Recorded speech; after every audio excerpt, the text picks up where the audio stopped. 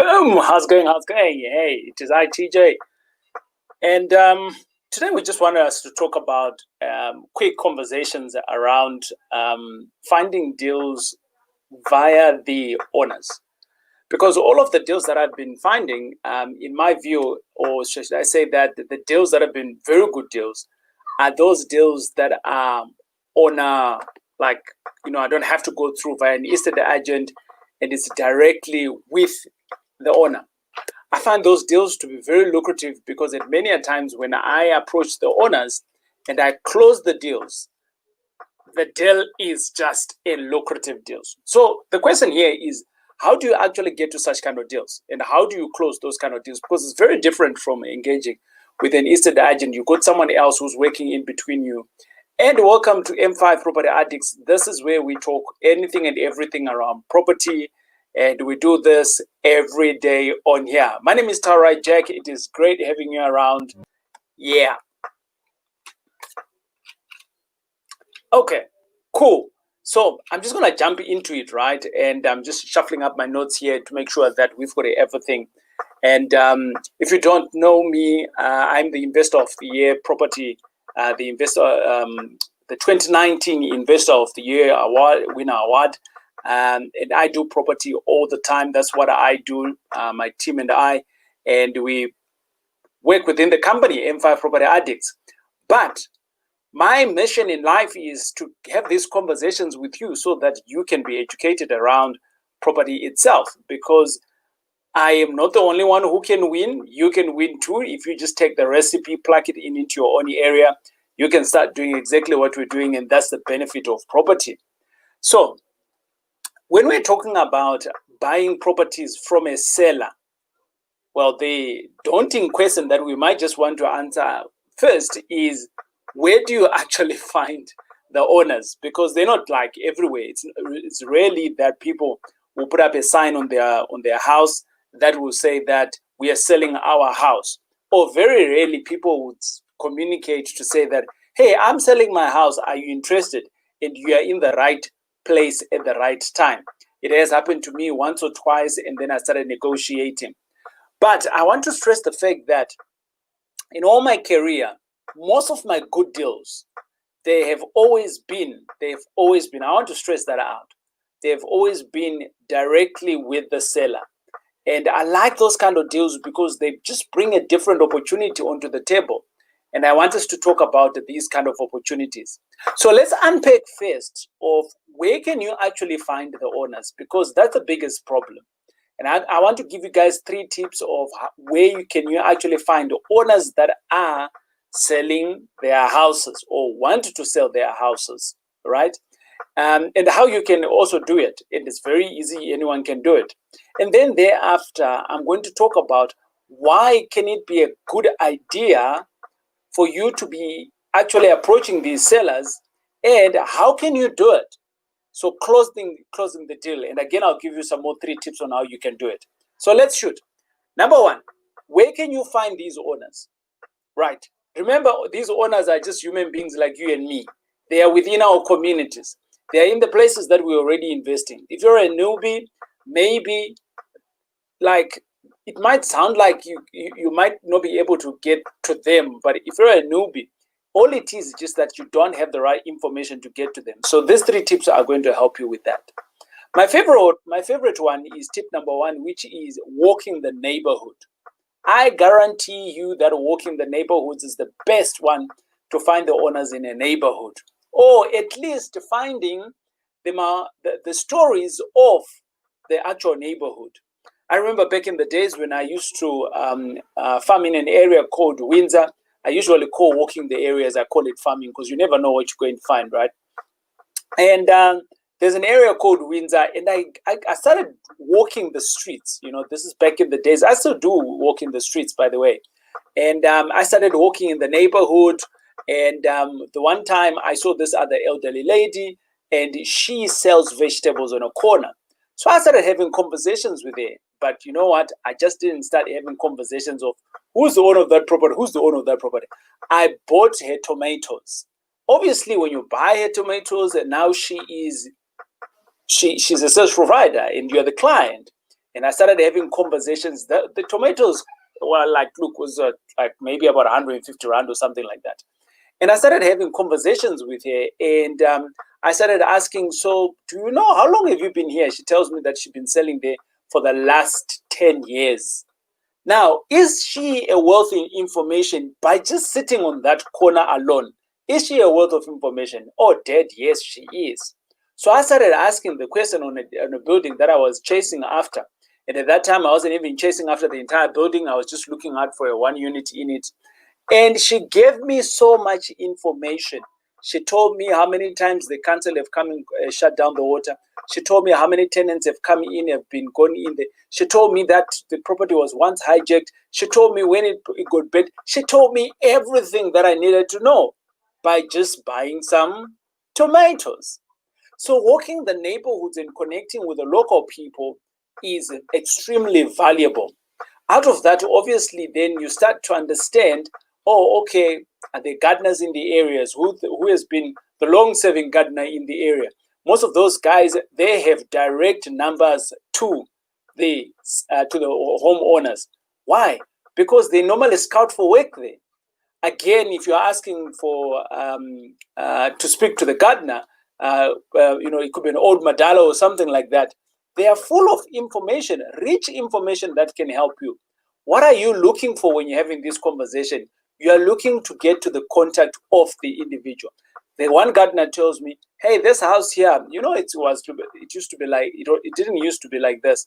But what happened was that the father is now late. And the kids, the one guy is in the UK, the other one stays in the Cape Town.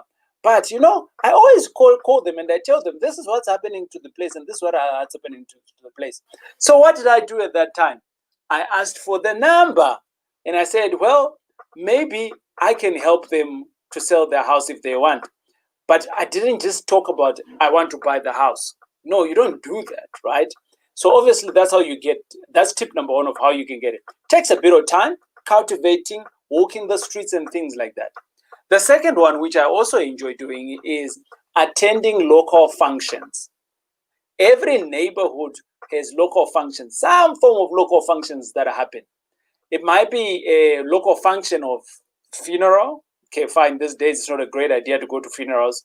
But I'm not saying that all you just need to do is to pitch up to a funeral. I'm not saying that. What I'm saying is, let's assume you now have a property in the neighborhood and you're now beginning to know the local people. And then you hear that there was a funeral, right? You attend, right? If you attend, you connect. Obviously, those people, it's not just going to be the relatives that are going to come in, but it's going to be people from the neighborhood, the next door people, the one from down the street. And that's how you connect. The more you connect with the local people, the more you are connecting to who's who in the neighborhood, right? There might be other functions, children activities. There might be a club in the area. Again, you can join those and you can start knowing who actually stays in the neighborhood. The point is that you want to be connecting with people. The more you connect with people, the more you're going to get information. The more information that you're going to get, the more you are going to sift out the relevant information that you need. All right. Tip number 3. Right. Tip number 3 does not involve you connecting with people directly, but at some point it's going to involve you with connecting with people. And tip number 3 is that you can draw reports, right? Everyone who has ever owned a house, they are on a database somewhere with the deeds office. And all of this information is freely available, not freely available, but you can pay for it. TPN, you can jump onto it. You can pull some reports of the owners, the property owners, that word, yeah. But you can draw reports and you can see who's the owner of this property and you can look for them, right? You can go to Windit, you can go to Lightstone. There is so many tools out there or reports that you can draw. But the moment that you have drawn those reports, obviously now you need to have the conversation. I am maybe like a 40-50% of the people that are on the database. Like back in the days, I had my one number that I had, my cell phone number, right? From the time I bought my property that I am living in now, it's still the same number. However, people change numbers. So you might draw a report and you might get a ghost number, right? It's very possible. But the point is that at least you now know the name. So but the next time you're going to be approaching the house, you can approach the house and saying, hey, I'm looking for John Ben. Is John Ben around? And then if there's a caretaker, if there's tenants on the property, they can give you some reference on who John Brown is. Okay. I hope those 3 tips can be of value to you. And it is so easy to get the owners, to find the owner's details of any property. It is so easy, it's not even fun. You can literally be also just, this is a bonus tip, right? You get to a property and you ask for the neighbors. And the neighbors are always like the talkative aunties, the inquisitive aunties. She might actually come out and say to you, how can I help you? Those ones I love. How can I help you? I'm like, yeah, bring it on. And then I can have the conversation. And she will tell you everything. She's the auntie in the neighborhood. You know those aunties now, isn't it? Okay. But let's jump on to the topic now of why do you actually want to be in this situation where you are finding these deals like this? All of the deals, not all of the deals, but most of my lucrative deals, I've always had to, they've been deals that I've engaged directly with the seller. And why do I like those kind of deals? Number one, right? Such kind of deals can be very good deals. That's the first point. They can be. Why can they be good deals? It is because the first point that you want to jump into on why they can become good deals is that you can negotiate directly with them. If you are one of those people who've been putting offers out there, I know you've potentially had this before. They tell you that if you put in an offer with an estate agent and then the estate agent comes back to you and say, the owners, I can't present this to the owner. And you're like, but your job is to present offers, isn't it? And they tell you, no, I can't present this to my seller. It's too low. Or something like that, so something they might not like as an estate agent. So obviously you don't know who the owners are. And obviously there's a contract now between the seller and the estate agent. So you can't do anything. You just have to kind of like let it pass, right? But if you are then negotiating directly with the seller, the opportunity that there is now you can negotiate directly, right? You can negotiate directly. And now this is the point where I then want to say that this is also can work out against your odds. So if you don't know how to negotiate, then there's going to be problems. So one of the side tip that I would like to give you is that you need to read books around negotiation. Real estate, negotiating in real estate, there's actually a book like that, Negotiating in Real Estate. I've read that book before. There's many books around negotiating, but it doesn't necessarily mean that it has to be in real estate that you need to negotiate. Negotiating is like it's everywhere. It's life, right? You can start negotiating right now. You go to Spy and you see, or Pick and Pay or whatever the shops is, and you see something that you like and you start negotiating. The reason that you're potentially not good at negotiating because you don't practice it. That's the only problem, right? But anyways, let's jump on to point number 2, which is why can it be a good deal? So we said the first one is that you can negotiate directly with the seller, but it can also be a disadvantage if you don't know how to negotiate, right? The second one is that the likelihood that someone is selling their house or property is that there might be a problem, okay? The likelihood of someone selling their property is that there might be a problem. I have encountered this at many, actually maybe 9 out of the 10 properties that I've bought from sellers, there was a problem somewhere. So what can you do now on this situation? You now need to actually understand what the problem is. Obviously, they will not tell you, hey, we've got medical problems. They won't just say that outright, right? They are going to come to you and say, well, they're just selling their house. So your job is now to kind of like unearth, why are they actually selling? Of course, yes, you might ask and they might not even tell you, but some problems are pretty obvious. So at one point I was buying a property and this Madala was walking with a bypass and he looked very frail and, he wasn't well. I could see that he wasn't well. And when I asked the question of why he was selling the house, he just said he needs the money for something personal. And boom, I could see he needs it for medical reasons. So what did I do? I took what I was seeing. I went to my friend doctor and I said, dude, if someone is like this, what is potentially their problem? And they're of this age. And he says to me, they might need an operation of A, B, C, D. So I'm like, okay, how much is that operation roughly? If we're talking private or you're talking public, and he gave me a number. And I went directly to that seller and I went in and I topped up with an additional 100,000. And I said to them, hey, I can buy your house at X amount of money, but I don't have that money. But I've got X money to give you because I can give this cash as an upfront, so we can do some kind of an installment sale. Guess what? They accepted. Why? Because the X money was now coming in to solve their problems, their ABC problem, their medical problem that they had. So it was not about selling the house. It was about solving their medical problem that they had. And boom, I was able to go into that project for about a year, and with no pressures of buying it, with no pressures of actually getting to a bank and all of those things. And I got it at a heavy discount. I think I bought that property in that area. It sells around about 1.3. I bought that property for around about 400,000, and they needed 200,000 for their operation. Solving problems.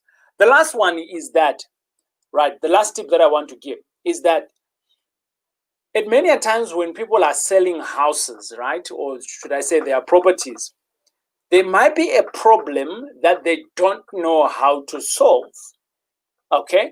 There might be a problem on that property that they don't know how to solve. What you can do there is that because you're speaking directly to the owner, you can help them. What do I mean by that? You can either take the helping party at risk. So let me give you an example. Recently, I go to a property, and this particular property here had no plans. And the people were selling it, they were failing to sell it because they didn't know how much the plans were going to be. I know how much plans were going to be because I do it all the time, right? Then the second part was that they were too scared of going to the municipality because the father of the house is the one who had built and built and built and built. So the wife was like too scared. And I said to her, you know what? I know this is a big problem, but I can help you to solve it. But I cannot help you to solve the problem if you are not agreeing to my terms of buying the property. And guess what did I do? Yes, I got to put in my terms and conditions that were obviously favorable to me. And then I told them that I was going to help the problem at my cost, right? How much did I spend on drawing up the plans? You figured it out, right? It wasn't much, but I was able to solve the problem. Whilst you are helping other people, you can also be helping yourself. And this is where I think a lot of us miss it. Whilst you're helping other people, you can be helping yourself. And I'm hoping that these tips here have been able to help you. I think you can. But if this is too complicated for you, it's okay. I understand. It can be too complicated. And if you're not in the game every day, it might be a little bit complicated. Yeah. So what I'm going to do here is I'm going to tell you that actually tonight, right, we have started fundraising, and we are fundraising, and we want to fundraise a minimum of 20 million by December. And if you're one of those people that are like, you know, TJ, what you're talking about, yes, I like it, but I can't do it, then you're one of those people that are potentially where you and I, we can partner up, we can or you can invest alongside us.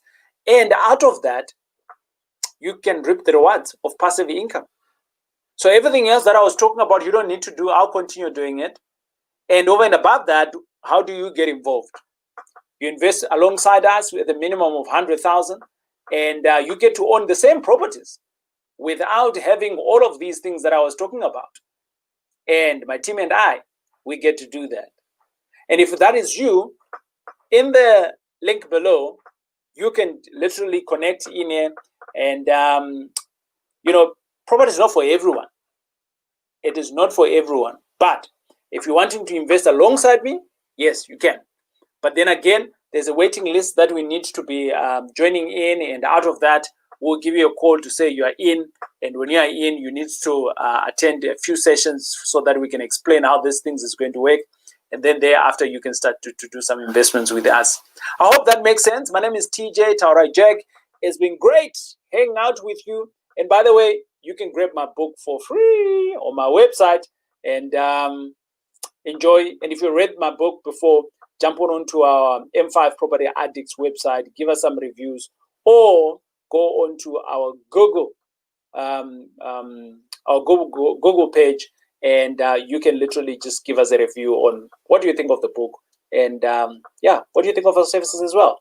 All right, cheers, God bless, goodbye.